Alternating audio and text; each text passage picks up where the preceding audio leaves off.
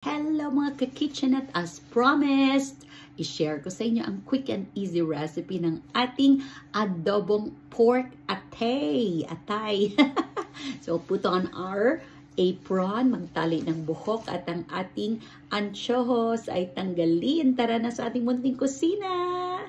So ang ating sliced liver ay ginisa muna natin sa garlic, ginger, onion, and tomatoes. Yung iba hindi nilalagyan ng kamatis, but I learned this technique from my mom kasi mas lalong sumasarap ang adobo pag may kamatis. Sa half kilo ng atay, just a pinch of salt ang nilalagay ko dahil lagyan ko siya mamaya ng mushroom sauce and then powder na garlic, onion, and ginger.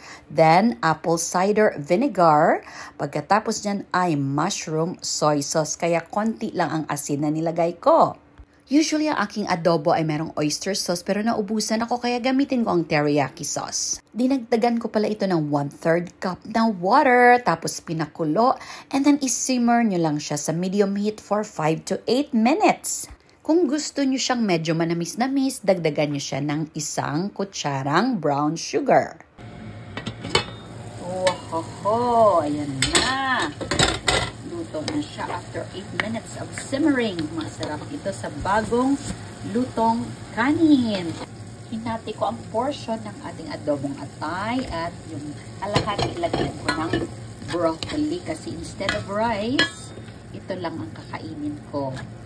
Adobong atay with broccoli. Promise, hindi kayo magugutom kahit walang kanin, kahit ito lang kakainin nyo. Sa mga naglo-low carb diet. Diba? Adobong atay with broccoli. Yum, yum. Cooking time is less than 15 minutes lang as na-slice nyo na yung mga ingredients. O siya, ikain na lang po namin kayo ha. Happy eating and cooking everybody. Salamat sa walang humpay na panunood. Take care always and God bless us all.